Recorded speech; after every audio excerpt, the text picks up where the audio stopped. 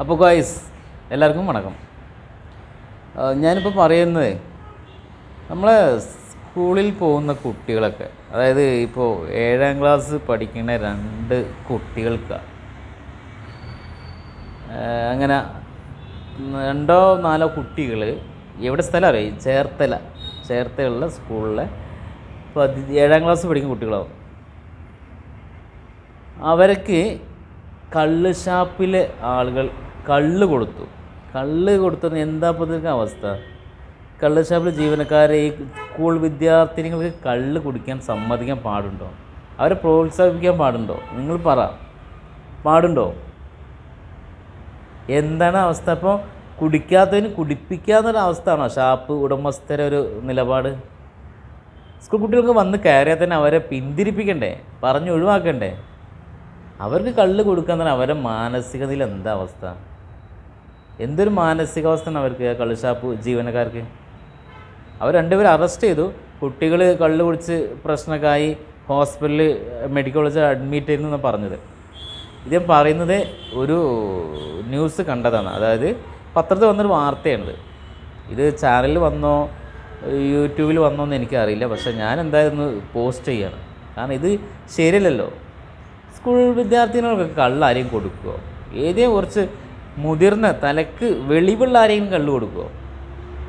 അപ്പോൾ യുവന്മാരൊക്കെ എന്ത് മനുഷ്യന്മാരാണ്? അവരവരെ സ്വന്തം മക്കൾക്ക് കള്ള് കൊടുക്കുമോ? കൊടുക്കലുണ്ടായിരിക്കും, അതുകൊണ്ടായിരിക്കും ഇങ്ങനെയൊക്കെ സ്കൂളിൽ നിന്ന് വന്ന കുട്ടികൾക്ക് കൊടുത്തതേ. സ്വന്തം വീട്ടിൽ ചിലപ്പോൾ മക്കൾക്ക് കൊടുക്കുന്നുണ്ടാവും, അല്ലാതെ അങ്ങനെ ചെയ്യില്ലല്ലോ. എനിക്ക് നോർമൽ മൈൻഡുള്ളൊരാൾ, ഇങ്ങനെ ഒരു വീണ്ടും വിചാരമുള്ള ഒരാൾ ഇങ്ങനെ ഒരിക്കലും ചെയ്യില്ല. ഒരു കുട്ടികൾക്കും ഒരു വിദ്യാർത്ഥിനികൾക്കും സ്കൂൾ വിദ്യാർത്ഥിനികൾക്കും കള്ള് കൊടുക്കില്ല, ഒരാൾക്കും കൊടുക്കില്ല.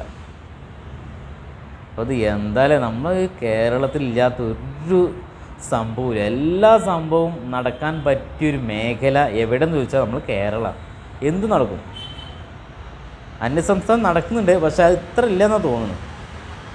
ഇവിടെ എല്ലാം നടക്കും, എന്ത് സ്വീകരിക്കും. അങ്ങനെയാണ് നമ്മൾ കേരളം വളർന്നുകൊണ്ടിരിക്കുകയാണ്. എന്തായാലും കേരളത്തെ കുറ്റം പറയില്ല, കേരളത്തിലുള്ള ജനങ്ങളുടെ അവസ്ഥയാണിത്.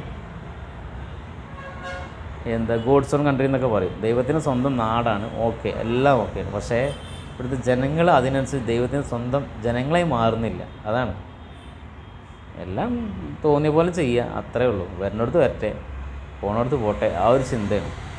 അപ്പോൾ അതൊക്കെ ഒന്ന് മാറണേ, ആ കാഴ്ചപ്പാടൊക്കെ മാറി നല്ലൊരു തലമുറയെ വാർത്തെടുക്കേണ്ടവരല്ലേ നമ്മളൊക്കെ, മുതിർന്നവരൊക്കെ. അപ്പം സ്കൂൾ കുട്ടികൾക്ക് കള്ള് കൊടുക്കാൻ പാടുണ്ടോ? ഒന്ന് ആലോചിച്ചിട്ട് പറയട്ടെ, കള്ള് കൊടുക്കാൻ പാടുണ്ടോ? ഞാൻ ആ പത്രത്തിൽ നിന്ന് എടുത്ത ആ ഒരു ന്യൂസ് ഞാനൊന്ന് കാണിച്ചു തരാം, ഒന്ന് വായിച്ച് നോക്കും. വായിക്കാത്തവരുണ്ടെങ്കിൽ ഒന്ന് വായിച്ച് നോക്ക്. അപ്പോൾ ഒരിക്കലും ഇനി ഇങ്ങനെ ഒരു സംഭവം ഉണ്ടാവില്ലെന്ന് പ്രതീക്ഷയോടെ വീഡിയോ ഞാൻ നിർത്തുന്നു. അപ്പം ന്യൂസ് കണ്ട് വായിച്ചവർ കമൻറ്റിലൂടെ പറയുക, ശരിയാണോ തെറ്റാണോ, അതോ ഞാൻ പറഞ്ഞത് ശരിയാണോ തെറ്റാണോ.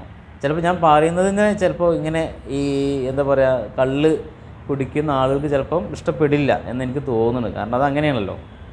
അപ്പോൾ അവരിഷ്ടപ്പെട്ടാൽ ഇല്ലെങ്കിലും അറിയുന്നവർക്ക് അറിയാൻ വേണ്ടി ഷെയർ ചെയ്ത് കൊടുക്കുക. കാണാത്തവരുണ്ടെങ്കിൽ കാണട്ടെ, ന്യൂസ് വായിക്കാത്തവരുണ്ടെങ്കിൽ അറിയട്ടെ. ഇത് ചേർത്തല നടന്നൊരു സംഭവമാണ് ഞാനിപ്പോൾ പറഞ്ഞത്. അപ്പോൾ നിങ്ങൾ ഈ ന്യൂസ് വായിച്ചിട്ട് കമൻറ്റിൽ പറയുക. അപ്പോൾ അടുത്തൊരു വീഡിയോയുമായി വീണ്ടും നിങ്ങളുടെ മുന്നിൽ വരുന്നതാണ്. അതുവരേക്കും വീണ്ടും ഒരു വണക്കത്തിനായി കാത്തിരിക്കുക. ഓക്കെ.